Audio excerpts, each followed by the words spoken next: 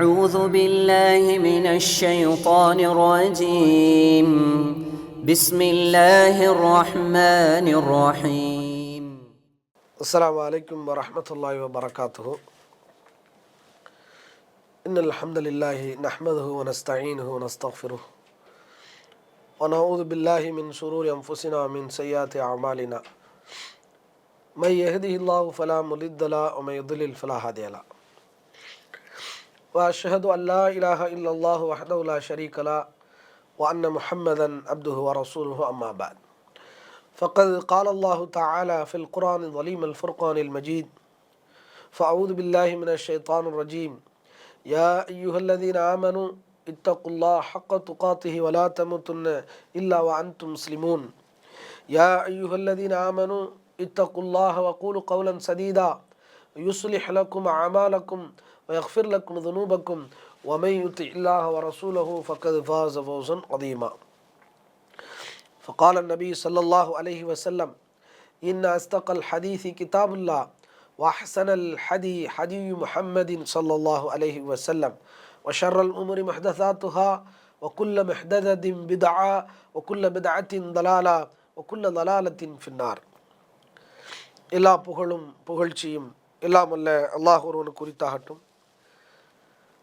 அவனது சாந்தியும் சமாதானமும் நம் உயிரிலும் மேலான நபிகள் நாயகம் ஸல்லல்லாஹு அலைஹி வஸல்லம் அவர்கள் மீதும் அன்னாரின் நல்லற தோழர்கள் தோழியர்கள் மீதும் இங்கே ஒன்று குளிமிருக்கின்ற நம் அனைவர் மீதும் என்று நின்றலவட்டமாக.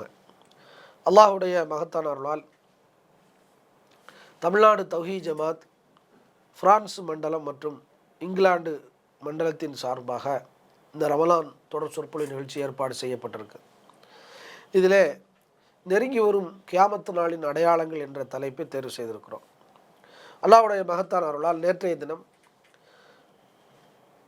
மறுமை நாளுடைய நம்பிக்கை என்ன, நெருங்கி வரும் மறுமை நாள் என்றால் அதை எப்படி புரிய வேண்டும், இந்த நம்பிக்கை ஒரு மனிதனை எப்படி மாற்றுகிறது, ஒரு மனிதன் நல்லவனாக வாழ்வதற்கு மரணத்தை நினைப்பதும் மறுமையை நினைப்பதும் முக்கியம் என்பதையும், அதே நேரத்தில் மறுமை நாள் விரைவாக வந்துவிடும், சமீபமாக இருக்கிறது என்றால் அதை எப்படி புரிகிறது, 1500 ஆண்டுகளாக பெருமானார் மறுமையை பற்றி சொன்ன பிறகும் இத்தனை ஆண்டுகள் ஆயிடுச்சே, அது அல்லாஹ்வுடைய கணக்கென்ன நம்ம கணக்கென்ன என்பதையெல்லாம் நாம் குர்ஆன் சுன்னாவின் வழிகாட்டுதலில் பார்த்தோம். அடுத்து மறுமை நாளுடைய சிறிய அடையாளங்கள் அவ்வப்போது நடந்து கொண்டே இருக்கிறது. ஒவ்வொரு அடையாளங்கள் நடந்து அது அந்த முன்னறிவிப்புகள் உண்மைப்படுத்தப்படும் போதெல்லாம் நாம் கேட்பாரற்று இருக்கின்றோம், கவனிப்பாரற்று இருக்கிறோம். இந்த உலகத்தின் மீது இருக்கிற ஆசை, இந்த உலகத்தில் நிரந்தரமாக வாழ்ந்து விடுவோம் என்ற தவறான கற்பனை நம்மளை மறுமையை பாராமுகமாக்கிருச்சு. அல்ஹாக் முத்தகாசுர் ஹத்தா ஜுருத்துமுல் மகாபிர், மன்னரைகளை சந்திக்கின்ற வரைக்கும் இன்னும் வேண்டும் இன்னும் வேண்டுங்கிற இந்த பேராசை உங்களை இறைவனை விட்டும் திசை திருப்பி விட்டது.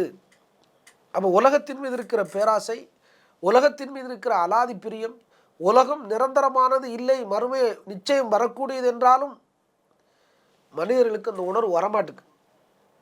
அதனால தான் அல்லாஹ் அந்த மறுமை நாளுடைய முன்னறிவிப்புகள் செய்திகளை பெருமானார் ஸல்லல்லாஹு அலைஹி வஸல்லம் கொண்டு இந்த உம்மத்துக்கு அறிவிக்க வச்சு, மறக்கும் போதெல்லாம் இதை நினைவுபடுத்துங்கள், அவ்வப்போது கால இடைவெளியில் இது நடந்து கொண்டே இருக்கும், உண்மைப்பட்டு கொண்டே இருக்கும், இந்த மார்க்கம் இந்த வகி உண்மைப்படுத்தப்பட்டு கொண்டே இருக்கும், நபிகள் மார்பானுடைய சொற்கள் முன்னறிவிப்புகள் எல்லாம் அல்லாஹ் ஒன்றொன்றா நடத்தி காட்டுறான். அதிலிருந்து நாம் படிப்பினை பெற வேண்டும், நம்முடைய உள்ளங்கள் பதவதைக்க வேண்டும். இது நம்முடைய எண்ணங்கள் ஓட்டங்கள் எல்லாம் மறுமையை நோக்கி நகர வேண்டும். நிரந்தரமில்லா அந்த உலகம் இன்றைக்காக ஒரு நாள் அழியும் என்பது நிச்சயம் ஒவ்வொரு முன்னறிவிப்பும் போதும் உள்ளத்தால் ஆழமாக நம்பப்பட்டு மறுமைக்காக நம்முடைய சக்தி மாற்றப்பட வேண்டும். அந்த ஸ்பிரிச்சுவல் இந்த நிகழ்வுகளெல்லாம் சிறிய அடையாளங்களை நாம் கேட்கும் போதெல்லாம் மறுமைக்காக உழைக்க வேண்டும் என்கிற எண்ணம் மேலோங்கி அதற்காக பாடுபட வேண்டும். அதுதான் இந்த தலைப்புக்கான நோக்கம். அந்த அடிப்படையில் ஒரு நிகழ்வாக நம்ம பார்க்க போகிறோம். முதலாவது செய்தி, மறுமை நாள் நெருக்கத்தில் அடையாளங்களில் குழப்பங்கள் பெருகும் என்று பெருமானார் ஸல்லல்லாஹு அலைஹி வஸல்லம் சொல்கிறாங்க. குழப்பம் எப்படி பெருகும் அதை ரசூல் ஸல்லல்லாஹு அலைஹி வஸல்லம் நமக்கு சொல்லித்தராங்க. புது புது வகையான குழப்பங்கள்லாம் வரும்னு ரசூலா சொல்கிறாங்க.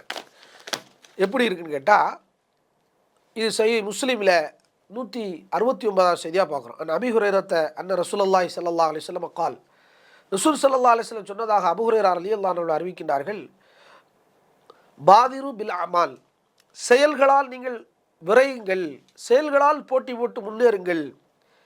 எந்த நிலையில? ஃபித்தனன் கித்தாஇல் லைலில் முதுலிம், இருள் சூறுகின்ற இரவின் ஒரு பகுதியை போன்று. மகரிப் நேரத்தில் சூரியன் மறைஞ்சி கொஞ்சம் கொஞ்சமாக இருட்ட ஆரம்பித்து 9 மணி 10 மணி இருட்டாயிரும். நடு ரிசியை போன்று குழப்பங்கள் சூழ்ந்திருக்கும் காலங்களிலே நீங்கள் செயல்களால் விரையுங்கள், செயல்களால் முன்னேறுங்கள், செயல்களிலே போட்டி போடுங்கள். பேசுறதை நிப்பாட்டுங்க, செயல்படுங்க. பேசி பேசி என்னத்தை கண்டோம்? அப்போ இதை நம்ம கவனத்தில் வைக்கணும். செயல்படுங்கள் அப்படின்னா தொழுவுங்கள், ருக்கு செய்யுங்கள், சஜ்ஜா செய்யுங்கள், திக்ரு செய்யுங்கள், உறவை பேணுங்கள், தான தர்மம் செய்யுங்கள். குழப்பம் வரும்போது நன்மையில் விரையுங்கள் என்று பெருமானார் சொல்கிறாங்க. எந்த அளவு குழப்பம் வருமா? யுஸ்பிஹுர் ரஜுலு மூமினன் யும்சி காஃபிரன், காலையில் ஒரு மனிதன் மூமினாக இருப்பான், மாலையில் காஃபிராக மாறிவிடுவார். ஒரு 12 மணி நேரத்துக்குள்ளே ஈமான் மாற்றி வைக்கப்படும்.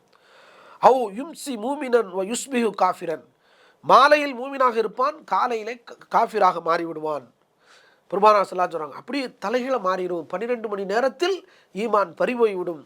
எபியு தீனவும் பி அரளும் மினத் துன்யா, உலக பொருளாதாரத்துக்காக, உலகத்தின் தேவைக்காக, உலகத்தில் கிடைக்கின்ற ஒரு லாபத்திற்காக மனிதன் தன்னுடைய மார்க்கத்தை விட்டு விடுகிறார் என்று பெருமானார் ஸல்லல்லாஹு அலைஹி வஸல்லம் நமக்கு எச்சரிக்கிறாங்க. இன்றைக்கி எடுத்து பாருங்கள், வியாபாரத்தில் குழப்பம், இந்த வியாபாரம் பார்க்கணும் குழப்பம், மார்க்கத்தில் குழப்பம், புது புது வகையான குழப்பங்கள் வருது, மருத்துவத்தில் குழப்பம், படிப்பில் குழப்பம், எல்லா வகையிலையும் குழப்பங்கள் மிஞ்சி போச்சு.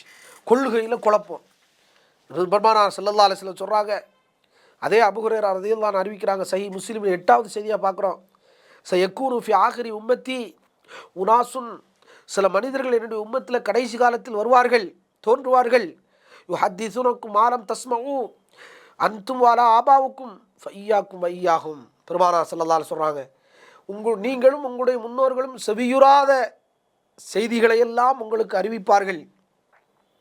நீங்கள் அவர்களிடத்தில் எச்சரிக்கை உணர்வோடு இருங்கள். மனுஷன் செய்திகளை கொண்டு நம்மளை குழப்புவான். ஹிலாஃபத்து குறுப்புன்னு ஆரம்பிச்சிட்டான், குர்ஆன் மட்டும் போதுங்கிறான், ஹதீஸ் தேவையில்லைங்கிறான். லைஃப்பில் ஆளாளுக்கு ஒரு செய்தி, ஹிஜ்ரா பிறைங்கிறான், உலக பிறைங்கிறான். சஹாபாக்களில் ஒருத்தன் சொல்கிறான் எல்லா சஹாபாக்களையும் பின்பற்றுங்கிறான், இஜ்மா சஹாபாங்கிறான். ஒருத்தன் ஒரு சஹாபி சொன்னாலும் மார்க்கம்ங்கிறான். ஒருத்தன் சொல்கிறான் அறிஞர்கள் சொன்னாலும் மார்க்கம், சலபு சாலின்கள் சொல்லக்கூடிய எல்லாம் மார்க்கம் என்று சொல்லி ஆகப்பெரிய குழப்பம். வகியை விட்டு இந்த சமூகம் தடம் புரண்டு கிடக்குது. வட்டி ஹலால் என்கிற நிலையில் இன்னைக்கு வந்துருச்சு. 5% வட்டி கூடுங்கிறான், வட்டி இல்லாமல் நம்ம வாழ்க்கை நடத்த முடியாதுங்கிறான். வியாபாரத்தில் தொழிலில் குழப்பம், மார்க்கத்துக்கு மாற்றமான சொற்கள் பிரயோகங்கள் அதெல்லாம் இன்றைக்கு மார்க்கமாக காட்டப்படுது. புது புது வகையான குழப்பங்கள் இந்த உம்மத்தில் தோன்றும் என்று பெருமானார் ஸல்லல்லாஹு அலைஹி வஸல்லம் சொன்னாங்க. அதை மாதிரி நடந்துருச்சு. இதை பார்க்குறோம். அப்போ இப்படி இந்த குழப்பங்கள் வருகிற இந்த காலத்தில் நீங்கள் என்ன செய்யணும்? இப்படிலாம் வரும்ல, இவ்வளோ குழப்பம் வந்துருச்சு. இந்த குழப்பம் நம்ம காலத்தில் இல்லை. பெருமானார் ஸல்லல்லாஹு அலைஹி வஸல்லம் சொல்கிறாங்க, அரசியல் குழப்பம் வரும், நிர்வாக குழப்பம் வரும், ஹிலாஃபத்து குழப்பம் வரும். அதை அபூ ஹுரைரா அறிவிக்கக்கூடிய ஒரு செய்தியை பார்க்குறோம், சஹீஹான செய்தி. உமர் ரலியல்லாஹு கொல்லப்படுவார்கள், அதை பற்றி கேட்குறாங்க. குழப்பம் தானாக வருமா? அது அந்த கதை உடைக்கப்படுமா? உடைக்கப்படும். பிறகு இந்த உம்மத்தில் அந்த குழப்பம் மூடப்படவே செய்யாது என்று செய்தியை சொல்கிறாரு. அப்போ அவர் அந்த ஒரு சஹாபி கேட்குறாரு, அது உமர் சபையில் இல்லைங்கிறனால அவர் பயப்படுறாரு. யாருன்னு சொல்கிறதுக்கு அபூ ஹுரைரா, உமர் போகிறோம் அது யாருன்னு கேட்கும்போது உமர் தான் அது என்று. அப்போது குழப்பங்கள் வராமல் உமரை கொண்டு அல்லாஹ் காத்து வைத்ததாகவும், உமர் கொலை செய்யப்படுவதை அந்த குழப்பத்துக்கான கதவு உடைக்கப்படும் என்பதையும் அந்த செய்தியில் சொல்கிறாரு. இப்படி அது அது அது ஆட்சிக்கான குழப்பம். இன்றைக்கு வரைக்கும் அந்த குழப்பம் அரபு நாடுகளில் தீரலை, ஹிலாஃபத்தில் தீரலை. இப்படி எல்லா வகையான குழப்பத்தையும் குறிக்கும். மார்க்க குழப்பம் பொதுவாக இந்த ஹதீஸ் சொல்லுது. முஸ்லீமில் 169 ஹிலாஃபத்து குழப்பத்தை பற்றி அதில் சொல்லுது. நிர்வாகவியல் கோட்பாடு குழப்பங்கள், இப்படி பேச்சை கொண்டு குழப்புவார்கள் என்று முஸ்லீம் 8வது 7வது செய்தி சொல்லுது. அப்போ இதையெல்லாம் நம்ம பார்க்கும்போது குழப்பங்கள் மேலோங்கும். அப்போது நமக்கு தெரிஞ்ச மார்க்கத்தை கொண்டு நம்ம செயல்பட வேண்டும். குழப்பத்தில் நம்ம தலையை நுழைத்து சிந்தனைகளை விட்டு நாமும் குழம்பிடப்பெறக்கூடாது என்பதை பெருமானார் ஸல்லல்லாஹு அலைஹி சொல்கிறாங்க. இந்த காலத்துக்கு இந்த செய்தி பொருந்தது. இதை கவனத்தில் கொண்டு நாம் படித்த குர்ஆன் சுன்னாவை வைத்து நம்முடைய வாழ்க்கையை நம்ம செயல்படுத்த வேண்டிய எத்தனை குழப்பங்கள் வந்தாலும் லா இலாஹ இல்லல்லாஹ் முஹம்மது ரசூலுல்லாஹ் என்ற இந்த வகையை கொண்டு நாம் என்ன செய்யணும், குழப்பத்திலிருந்து விடுபட்டு அமல்களை நோக்கி நகர வேண்டும். இது இந்த உம்மத்துக்கு கொடுக்கின்ற முதல் வழிகாட்டுதல். இதுதான் கடைசி வழிகாட்டுதலும். அற்புதமான ஒரு செய்தியை பெருமானார் சொல்கிறாங்க. குழப்பங்களில் இருந்து விடுபடுவதற்கு அமல் செய்யுங்கள் என்று பெருமானார் ஸல்லல்லாஹு அலைஹி வஸல்லம் நமக்கு சொல்கிறாங்க. அதே மாதிரி மறுமை நாளுடைய சிறிய அடையாளங்களில் ரசூலுல்லாஹ் சொல்லித்தராங்க. நம்பிக்கை மோசடி நடக்கும். நம்பிக்கை மோசடி நடக்கும். நம்பிக்கைக்கு எதிராக நடப்பாங்க. எல்லா நம்பிக்கையும் பால்படுத்தப்படும். அடமானம் பால்படுத்தப்படும். சாட்சியம் வலிய வந்து சொல்லப்படும். நேர்ச்சைகள் நிறைவேற்றப்படாது. தொந்திகள் பெருகும். அப்படின்னா பணத்திமிரு, கொழுப்பு, வந்து ஆணவம், இது போன்ற அகந்தை போன்ற குணங்கள் மக்களிடத்தில் வந்து அதிகாரத்திமிரு இதெல்லாம் இடம்பெறும்னு அர்த்தம். இப்படி ரசூல் ஸல்லல்லாஹு அலைஹி வஸல்லம் நமக்கு சொல்கிறாங்க. மறுமை நாளுடைய நிகழ்வை சொல்கிறாங்க. இம்ரான் பின் ஹுசைன் ரலியல்லாஹு அன்ஹு அறிவிக்கின்றார்கள். சஹீஹ் புகாரில் 2651வது செய்தியாக பார்க்குறோம். ஹைருக்கும் கர்னி, உங்களிலே சிறந்தவர்கள் என் காலத்தவர்கள். சும்மல்லதீன எழுனகும், பிறகு அதற்கடுத்தவர்கள் தாபீன்கள், பிறகு அதற்கடுத்த தபோ தாபீன்கள், சஹாபாக்கள், தாபீன்கள், தபோ தாபீன்கள், இந்த 3 சமூகம் என்று சொல்கிறாங்க. சொல்லிட்டு ரசூலுல்லாஹ் சொல்கிறாங்க, இதற்கு பிறகு ஒரு சமூகம் வரும். இன்ன பாதக்கும் கௌமன், இந்த 3 சமூகத்துக்கு பிறகு சஹாபாக்கள், தாபீன்கள், தபோ தாபீன்களுக்கு பிறகு ஒரு சமூகம் வரும். யஹூனூன வலா யூத்தமனூன், மோசடி செய்வார்கள், நம்பிக்கை வைக்கப்பட மாட்டார்கள். நம்பிக்கை மோசடி செய்வாங்க, அவங்க மேலே நம்பிக்கை வராது. யஸ்ஹதூன வலா யுஸ்தஷ்ஹதூன், சாட்சி சொல்வதற்கு அவர்கள் தேடப்படாமலே சாட்சி சொல்வார்கள். சாட்சியை கூப்பிட்டுருக்கவே மாட்டோம், அவராவது சாட்சி சொல்லிக்கிட்டு இருப்பான். எந்திரூன வலா யஃபூன், நேர்ச்சை செய்வார்கள், நிறைவேற்ற மாட்டார்கள். நேர்ச்சை வாயில் வந்தாலும் அடிச்சு விடுவான். வைத்த வலி, எல்லாம் 10 ஆடு குர்பானி கொடுப்பேன், பிள்ளை பிறந்தா வந்து நான் வந்து 5 ஆடு கொடுப்பேன், 3 ஆடு கொடுப்பேன், குர்பானி கொடுப்பேன், ஏழைகளுக்கு அதைச்சு கொடுப்பேன், இதை கொடுப்பேன்னு என்ன செய்கிறது, அல்லாட்ட வாக்குறுதி கொடுக்கறது. நிறைவேற்றுவானா? நிறைவேற்ற மாட்டான். அல்லாவுக்கு செய்கிற நேர்ச்சியை நிறைவேற்ற மாட்டான். அப்போ இப்படி மனிதர்கள் வருவார்கள். சிமன், அவர்களிடத்தில் வந்து உடல் பருமன், தொப்பைகள் கூடும் என்று பெருமானார் ஸல்லல்லாஹு அலைஹி வஸல்லம் சொல்கிறாங்க. இதுக்கு என்ன கருத்துனா நிறைய அர்த்தங்கள் சொல்கிறாங்க. பணக்கொழுப்பு, திமிரு, ஆணவம், அகந்தை, மக்களை வந்து அதிகார துஷ்பிரயோகம் பண்ணுறது, எல்லாமே இதை சொல்லலாம். இப்படி நீங்கள் பெருமானார் சொன்ன இந்த அடையாளங்களையெல்லாம் பாருங்கள். அந்த 3 சமூகத்துக்கு பிறகே உருவாயிருச்சுட்டாங்க. எப்போ இருந்து? ரசூலுல்லாஹ் மரணித்து சஹாபாக்கள், தாபீன்கள், தபோ தாபீன்கள் முடிஞ்ச உடனே அடுத்த காலத்திலேயே இத்தனையும் நடந்துவிடும். அதிலிருந்து இந்த சமூகத்தின் நிலை எப்படி கேட்டுவிடும் என்பதை பெருமானார் சொல்கிறாங்க. அப்போ நம்ம இந்த உம்மத்துக்கு நாம் வாழ்கிற காலத்தில் இது 100% பொருந்த இந்த செய்தி. நம்பிக்கை மோசடி, வியாபாரத்தில் இப்போ யாரையும் நம்ப முடியல, அடமானத்தை பாழ்படுத்தக்கூடிய சமூகமாக இருக்கிறோம். ஒரு பொருளை, ஒரு நகையை, ஒரு பத்திரத்தை கொண்டு வந்து பைத்துல் மால் சொத்தில் கொடுத்து அடமானம் வச்சுருந்தா அந்த நகையை எடுத்து பால்படுத்துகின்றார்கள், சொத்தை பால்படுத்துகின்றார்கள். ஆமாம், அதாவது பேங்கில் போட்டிருக்கிற காசு கூட இன்றைக்கி நமக்கு கிடைக்குமா என்கிற அளவுக்கு நம்பிக்கை மோசடியாக இருக்குது. நாம் பேங்கில் பாதுகாப்பாக வைக்கப்பட்டதை கூட எடுத்து அவனுக்கு தனியாருக்கு தாரை வார்த்து லட்சம் கோடி, பல ஆயிரக்கணக்கான கோடிகளை கொடுத்து கடனை கழிக்கிறோம்னு சொல்லி கழித்து விடுகிறார்கள். நம்பிக்கை மோசடி இல்லையா இது? அப்புறம் மஞ்சள் நோட்டீஸ், வெள்ளை நோட்டீஸ், திவால் ஆயிடுச்சுன்னு கையை விரிச்சிருந்தாங்களே, எத்தனை நிறுவனங்களை பார்க்குறோம். மக்கள் பணத்தை எடுத்துகிட்டு போய் தனியார் நிறுவனங்கள்ட்ட ஒப்படைச்சி விட்டு இப்படியெல்லாம் நடக்க, நிர்வாக சீர்கேடுகள் நடக்க ஒரு ஆட்சியிலையும் பார்க்குறோம். இதெல்லாம் மறுமை நாளுடைய அடையாளங்களாக பெருமானார் ஸல்லல்லாஹு அலைஹி வஸல்லம் நம்பிக்கை மோசடி பெருகும் என்றார்கள். அப்போ இதெல்லாம் நாம் வாழ்கிற காலத்தில் இருக்குன்னா, அப்போ இது மறுமை நாளை நமக்கு ஞாபகம் ஊட்டுத, மறுமை விரைவில் வந்துரும்னு இதை சொல்லுத. அப்படி நம்ம அதை கண்கொண்டு கவனித்து உள்ளத்தால் சிந்தித்து நம்முடைய நிலையை மாற்றணும். தொழுகை கூடணும், சுன்னத்து நபியில் பேணப்படணும், திக்ருகள் பேணப்படணும், உற்றார் உறவுகள் பேணப்படணும், பெற்றோர்கள் பேணப்பட வேண்டும், ஏழை எளியவர்களுக்கு பாடுபட வேண்டிய சிந்தனைகளை உருவாக்கணும். அப்போ இந்த மறுமை நாளுடைய அடையாளங்கள் நம்மிடத்துல மாற்றத்தை கொண்டு வரணும். இதை பெருமானார் ஸல்லல்லாஹு அலைஹி வஸல்லம் சொல்கிறாங்க. சத்தியமா சாட்சியமா, மேலே சொன்ன செய்தியில் சத்தியத்தை கூப்பிடாமே சத்தியம் பண்ண வருவான். இன்றைக்கி வந்து கொலைகளை செய்கிறான், கொள்ளை அடிக்கிறான், திருடுறான், எல்லாம் செய்கிறான். பிறல் சாட்சின்னு சொல்லி இவனே சாட்சிகளை தயாரித்து அப்ரூவ் ஆகி அது கொலை செஞ்சவனை தப்பிக்க விட்றானே. இதெல்லாம் நடக்க கண்ணு முன்னாடி நடக்கு. இத்தனையும் காவல்துறைகளில் நடந்திருக்குது, நீதிமன்றங்களில் நடந்திருக்கு, இத்தனையும் பார்க்குறோமே. இதெல்லாம் என்னது மோசடி இல்லையா? இப்படி பார்க்குறோம். அப்புறம் இன்னொரு ரசூலுல்லாஹ் சொல்கிறாங்க. சஹீஹ் புகாரில் 2652வது செய்தியாக பார்க்குறோம். ஆனால் அப்துல்லாஹ் பின் மஸ்ஊத் ரலியல்லாஹு அன்ஹு அனி நபி ஸல்லல்லாஹு அலைஹி வஸல்லம் கால், ரசூல் ஸல்லல்லாஹு அலைஹி சொன்னதாக அப்துல்லாஹ் பின் மஸ்ஊத் ரலியல்லாஹு அன்ஹு அறிவிக்கின்றார்கள். ஹைருன் நாசி கர்னி, அதே செய்தி, காலத்தில் சிறந்தவர்கள் என் காலத்தவர்கள், பிறகு அதற்கடுத்த தாபீன்கள், பிறகு அதற்கடுத்த தபோ தாபீன்கள், சும்ம எஜிபு அக்வாமுன், பிறகு இது பன்மையாக வருது, சில கூட்டங்கள் தோன்றும். தஸ்பிக்கு ஷஹாதத்து அகதியும் எமீனஹு வ எமீனுஹு ஷஹாதத்தஹு, அவர்களில் ஒருவருடைய சாட்சி சத்தியத்தை முந்திவிடும், அவர்களில் ஒருவருடைய சத்தியம் அவருடைய சாட்சியத்தை முந்திவிடும். அப்போ கொடுக்கல் வாங்கலில், திருமண ஒப்பந்தங்களில், எல்லா ஒப்பந்தங்களிலும் சாட்சியம்தான் முதலில் முக்கியம். அப்படி தானே? சத்தியம் ரெண்டாம் பட்சம்தான். சாட்சியம் இல்லை என்கிற போது தான் சத்தியத்தை முன்னிறுத்த வேண்டும். இந்த சத்தியத்தை கொண்டு சாட்சியத்தை கலைப்பார்கள். இது நடக்கும் வேலை. அதாவது சாட்சியத்துக்கு எது முன்ன எது பின்ன என்கிற எந்த ஒழுக்கமும் இருக்காது அந்த சமூகத்தில். எந்த உடன்படிக்கையும் மீறக்கூடிய சமூகமாக இருப்பார்கள். இப்படி ஒரு சமூகம் உண்டாகும். இப்படி சமூகங்கள் வந்தால் நீங்கள் மறுமை நாளை எதிர்நோக்குங்கள் என்று பெருமானார் ஸல்லல்லாஹு அலைஹி சொன்னாங்க. இப்போ இந்த செய்தி நமக்கு என்ன சொல்லுது? மறுமை நாள் நாம் வாழ்கிற காலத்தில் இருக்குது. எதுக்கு சத்தியம் பண்ணு, எதுக்கு சத்தியம் பண்ணக்கூடாது, சத்தியத்தை சாட்சிகளுக்கு நிறுத்தப்படுகின்ற பொழுது சத்தியம் சொல்லி தப்பிக்கலாமா என்கிற எந்த ஒழுங்குமுறைகளும், சத்தியமும் சாட்சியத்தினுடைய வழிவகைகளும் ஒழுங்குமுறைகளும், இஸ்லாத்தினுடைய எந்த ஒப்பந்தங்களின் விதிகளையும் பேணாமல் முஸ்லீம் சமுதாயம் இன்னைக்கு பால்படுத்தப்பட்டு கிடக்கு. எதில் வியாபாரத்தில், கொடுக்கல் வாங்கல, மலை வியாபாரத்தில், பில்டிங் ஒர்க் பண்ணுறதுல, சிவில் இன்ஜினியரில், எலக்ட்ரிக்கல் ஒர்க்கில், எல்லாத்துலேயும் மோசடி. நேர மேலாண்மை மோசடி, பொருளாதார மோசடி. யதார்த்தம்னு ஒன்று இருக்குது. கம்பி விலை வீடு கட்ட ஆரம்பிக்கும் போது கிலோ இவ்வளோன்னு இருக்கும், 80 ரூபா 90 ரூபாண்டு. ஒரு வருஷத்தில் கம்பி விலை கூடிடும். இது உண்மை, இது மோசடி சொல்ல முடியாது. இப்படி தான் யதார்த்தம் இருக்குது. ஆனால் அதுக்குள்ளே என்ன, நல்ல கம்பி போடுற, 1ஆம் நம்பர் கம்பி போடுறோம்னு சொல்லி டம்மி கம்பியை போடுறது. 1ஆம் நம்பர் கம்பி அதே பேரில் இருக்கும், டம்மி கம்பி 2ஆம் நம்பர் கம்பி அதே பேரில் இருக்கும். மோசடி இல்லையா அது? இப்படி பில்டிங் கன்ஸ்ட்ரக்ஷனில் மோசடி, எலக்ட்ரிக் ஒயரில் மோசடி, சின்னதுலேருந்து பெரிய அத்தனை மோசடியாக இருக்குது. இதெல்லாம் மறுமை நாள் அடையாளம் இல்லையா?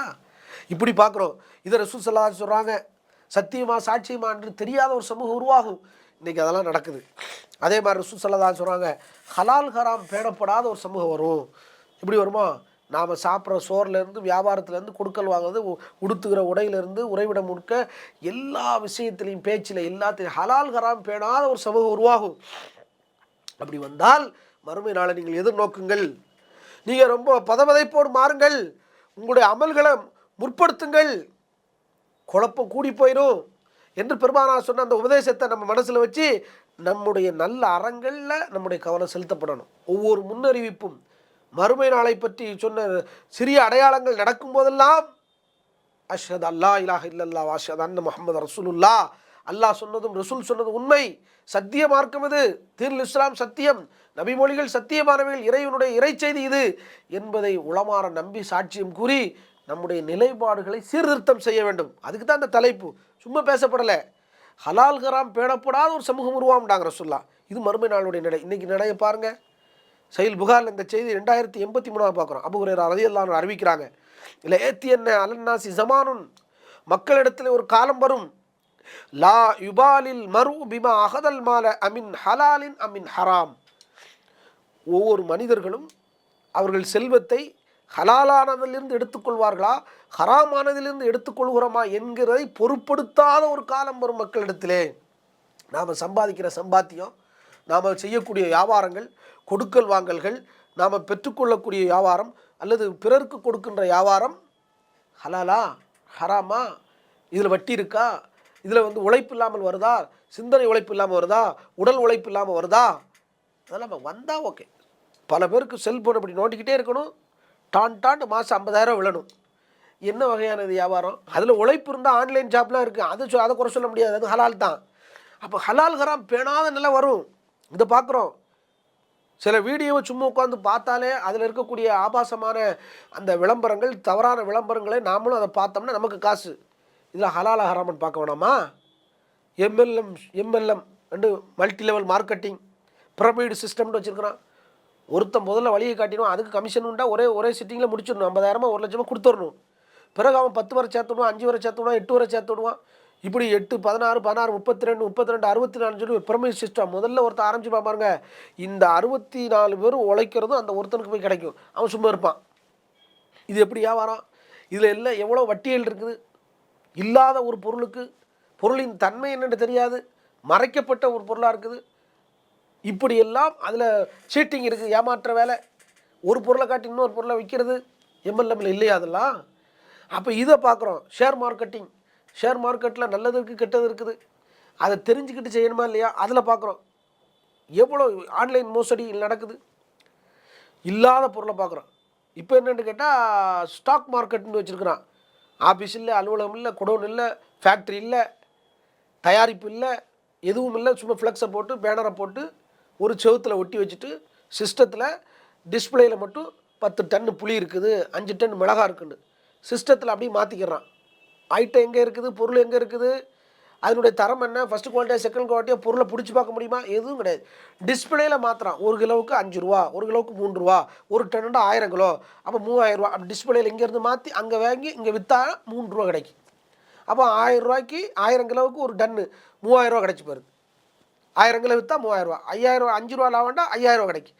ஒரு நிமிஷத்தில் 5000 ரூபா கிடைச்சிருச்சு. எப்படி பார்த்தீர்களா? பொருள் இருக்கா? பொருள் இல்லாமல் வெறுமனே டிஸ்பிளேயில் இல்லாத பொருளுக்கு ரேட்டு பேசலாமா? இஸ்லாத்தில் அனுமதி இல்லை. இப்படி ஸ்டாக் மார்க்கெட்டு, ஸ்டோர் மார்க்கெட்டுன்னு சொல்லி இப்படிலாம் வியாபாரம் ஆன்லைனில் நடக்கு. மோசடி இல்லையா? இதை பார்க்குற வட்டி தொழில்கள், எத்தனையில் ஹராமான தொழில்கள், இஸ்லாமிய பேங்குங்கிற பேரில் மோசடிகள். அதே மாதிரி பார்க்க வியாபாரத்தில் பொய், பித்தலாட்டம், உண்மை மறைக்கிறது, வலதலை வியாபாரம் நம்பர் 1 மோசடியாக இருக்குது. இதெல்லாம் ஹலால் ஹராம் பேணாத நிலைக்கு இந்த உம்மத்து போயிடுச்சுங்கிறதுக்கு ஆதாரம் இல்லையா?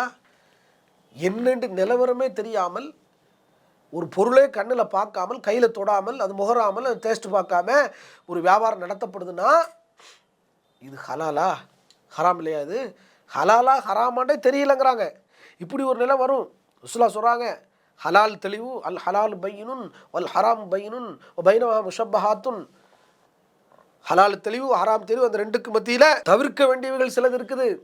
ஹலாலா ஹராமாண்டே தெரியல அப்படின்னு ஒரு மூமின் அழகான உபதேச ரசூலுல்லாஹ் பண்ணுறாங்க. ஒவ்வொரு அரசனுக்கும் ஒரு எல்லை இருக்கிறது. அல்லாஹ் இந்த பூமியிலே அல்லாஹ்வுடைய எல்லை என்பது மஹாரிஹுமுஹா, அவன் தடை செய்தவைகள் தான். வேலி ஓரமாக மேயக்கூடிய ஆடாக நீங்கள் இருக்காதீங்க. நம்ம வீட்டு இடத்துல நம்ம குட்டி ஆட்டோ மாடோ மேய்ந்தால் அது ஹலால். பக்கத்து வீட்டுக்காரன் தோட்டத்தில் வாயை வச்சு அந்த புல்லை கல்லை கடிச்சு போட்டுருந்தா, பிள்ளையை கொலையை கடித்தால் அது ஹராமாக போயிருமே. அப்போ இப்படி ஹராமாவுக்கு போயிடக்கூடாதுன்னு ரசூல் அழகான ஒரு வழி. குழப்பம் வந்துருச்சா, எது தெரியுமோ, எது நேச்சுரலாக இருக்கோ, எது இயற்கையாக இருக்கோ அதை செஞ்சுட்டு போ.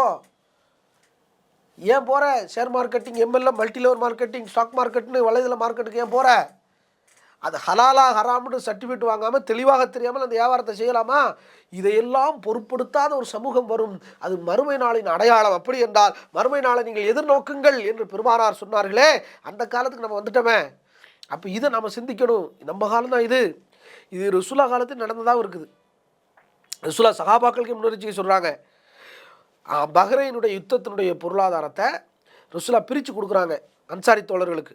அப்போ அன்சாரி தோழர்கள் சொல்கிறாங்க, ஹத்தா துக்குத்தி லி இஹ்வானினா மினல் முஹாஜிரின் மிஸ்லல்லதி துக்குத்தி லனா யார சொல்லலாம், எங்களுக்கு நீங்கள் தந்ததை போன்று எங்களுடைய முஹாஜிரின் தோழர்களுக்கு, மக்காவாசிகளாக இங்கே வந்தாங்களே ஹிஜ்ரத்து செஞ்சு அந்த முஹாஜிரின் தோழர்களுக்கும் நீங்கள் கொடுக்கணும். அப்படின்னா தாங்க அதை வாங்குவோம். அவ்வளோ பாசப்படைப்பு சஹாபாக்களுக்கு, அன்சாரிகளுக்கு முஹாஜிர் மேலே.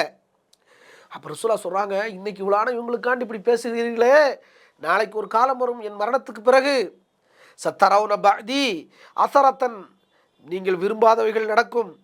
நீங்கள் தகுதி இருந்தும் உங்களை பிற்படுத்துவார்கள், முற்படுத்த மாட்டார்கள். நீங்கள் கல்வி இருக்கும், இடஒதுக்கீட்டு பிரகாரம் நீங்கள் வர வேண்டி இருக்கும். இருந்தாலும் முஸ்லீம்களை பின்னோக்கி தள்ளிடுவான். நீதிபதியாக வர முடியாது, காவல் ஆய்வாளராக வர முடியாது, ஐஎஃப்எஸ்ஸாக கிடையாது, ஐஆர்எஸ் கிடையாது, ஐபிஎஸ் கிடையாது, எஸ்பி கிடையாது, எஸ்எஸ்பி கிடையாது, பழிவாங்கப்படுவீர்கள். ரசூலுல்லாஹ் சொல்கிறாங்க. அது மாதிரி சஹாபாக்கள் சொல்கிறாங்க, இன்றைக்கி எப்படி நம்ம சமூகத்தை நடக்கும், தகுதி உள்ளவன் தள்ளப்பட்டு உயர் ஜாதி என்ற பிறையில் கீழ் ஜாதியாக பார்க்கப்பட்டு சாமானிய மக்கள் ஒதுக்கப்படுகின்றார்கள், முஸ்லீம் என்ற காரணத்தினால் ஒதுக்கப்படுகின்றார்கள். இது மாதிரி சஹாபாக்கள்கிட்ட நடக்கும்டாங்க ரசூலுல்லாஹ். இன்றைக்கி முஹாஜிர்களுக்காக நீங்கள் கொடுத்தா தான் நாங்கள் வாங்குவீங்கிறீங்கள, நாளைக்கு உங்களுக்கு அரசியல் அதிகாரம் இருந்தும் பறிக்கப்படும். நீங்கள் ஆற்றல் உடையவர்களாக இருந்தும் பின்னுக்கு தள்ளப்படுவீர்கள், உங்களுக்கு முன்னுரிமை வழங்கப்படாது. ஃபஸ்பிரு ஹத்தா தல்கௌனி, என்னை நீங்கள் சந்திக்கிற வரைக்கும் மறுமையில் நீங்கள் பொறுத்து கொள்ளுங்கள். இப்னு மசூத் அறிவிக்கதாக ஒரு செய்தியை பார்க்குறோம்.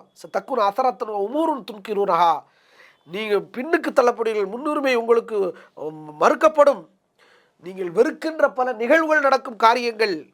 சஹாபாக்கள் கேட்குறாங்க, அன்சாரி தோழர்கள், காலு யா ரசூலல்லாஹி ஃபமா தஅமுருனா, அப்போ நாங்கள் எப்படி நடக்கணும்னு எங்களுக்கு சொல்கிறீங்க? காலத்து அத்தூனல் ஹக் அல்லதி அலைக்கும், நீங்கள் செய்ய வேண்டிய காரியங்களை, கடமைகளை செய்யுங்க. தஸ்அலுல்லாஹ் அல்லதி லக்கும், உங்களுக்கு தேவையான உரிமைகளை, உங்களுக்கு தேவையான அம்சங்களை அல்லாஹ்விடத்தில் கேளுங்கள். ஆட்சிக்கு எதிராக போயிடாதீங்க, பல்ல கடிச்சிக்கிட்டு பொறுமையாக இருங்க. இன்னொரு ஹதீஸில் ஹவுலுல் கோசர் தடாகத்திலே என்னை சந்திக்கிற வரைக்கும் நீங்கள் பொறுத்துக் கொள்ளுங்க என்று பெருமானார் ஸல்லல்லாஹு அலைஹி வஸல்லம் சொல்லி சஹாபாக்களுக்கு அன்சாரி தோழர்கள் சொல்கிறாங்க. சஹீல் புகாரியில் இந்த செய்தி 3603 ஆகும். முதல்ல சொன்ன செய்தி 2377 செய்தியாக பார்க்குறோம். சஹாபாக்கள் நடந்துருச்சு, அதிகார துஷ்பிரயோகம், நம்பிக்கை மோசடி நடக்கும், பிற்படுத்தப்படுவார்கள், அந்த ஹலாலை ஹராமுக்கு தள்ளிடுவாங்க, இப்படிலாம் நடக்கும், பொறுத்துக்கொள்கிற ரசூலுல்லாஹ் சொல்கிறாங்க. இதை இது மறுமை நாளுடைய அடையாளம். சஹாபாக்கள்கிட்ட வந்ததா ரசூலுல்லாஹ் சொல்கிறாங்க, வந்துரும்னு சொல்கிறாங்க, எனக்கு பிறகு நடக்கும்ட்டாங்க. எவ்வளோ குழப்பங்கள் நடந்துச்சு, ஆட்சி குழப்பங்கள் சிந்திச்சு பாருங்கள். ரசூலுல்லாஹ் மௌத்தா போனோன்னு நடந்துச்சு. அன்சாரி தோழர்களுக்கு எங்களுக்கு ஒரு அமீர், உங்களுக்கு அமீர்னு.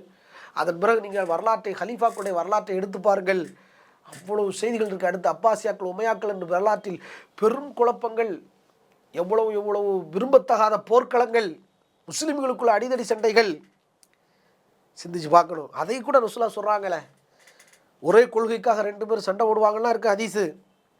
சிந்திச்சு பாருங்கள். ரசூலுல்லாஹ் சொல்கிறாங்க, எங்கே இருக்குது? சஹீல் புகாரில் 3609 செய்தியாக பார்க்குறோம். அபூ ஹுரைரா அறிவிக்கிறாங்க, லா தக்கும் சாஅத்து ஹத்தா யக்ததில ஃபிஅதானி தஅவாஹுமா வாஹிதா.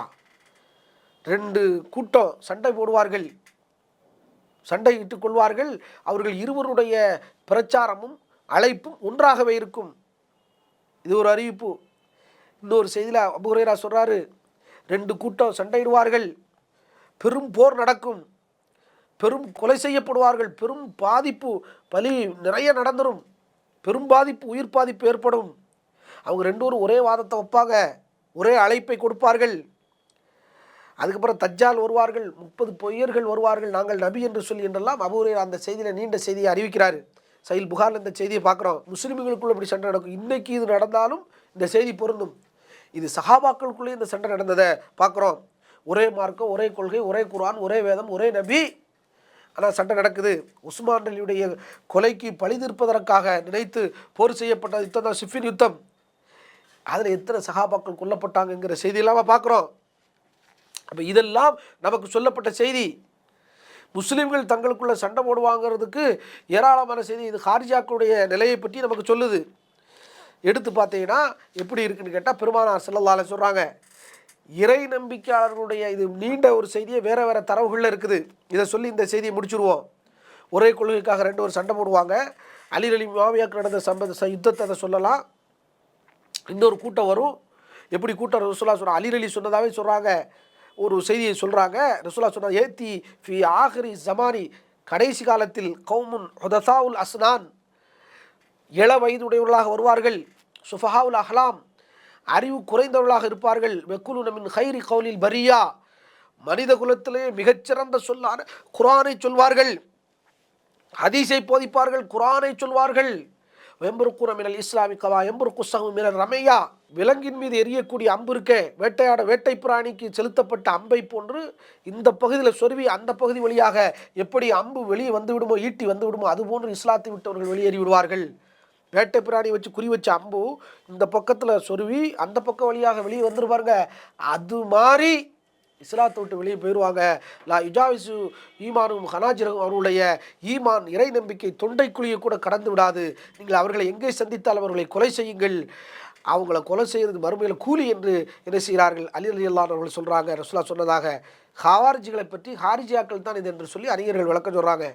நல்லா ஓதும், ஷியா கோட்பாடை பார்க்கலாம், சூஃபி கோட்பாடை பார்க்கலாம், அதுக்கும் அது பொருந்தும். கிராத்து ஓதுவான், தஜ்வீத் ஓதுவான், அப்படியே நின்று ராகமாக ஓதுவான், அப்படியே தீவிரமாக கிராத்து ஓதுவான், சட்டங்களை, மனித சட்டங்களை பின்பற்றுவான், குர்ஆன் சட்டங்களை பின்னுக்கு தள்ளி போட்டுருவான், குர்ஆனை தொழில் ரீதியாக அணுகுவாங்க, அமல் ரீதியாக அணுக மாட்டாங்க. இவங்க முஸ்லீம்களுக்குள்ளே சண்டை போடுவாங்க, முஸ்லீம்குள்ளே வெட்டிக்கிடுவான், முஸ்லீம்குள்ளே குண்டு போடுவான், முஸ்லீம்களுக்குள்ளே. இன்றைக்கி உலக நாடுகளை ஆராய்ச்சி பண்ணி பாருங்கள்.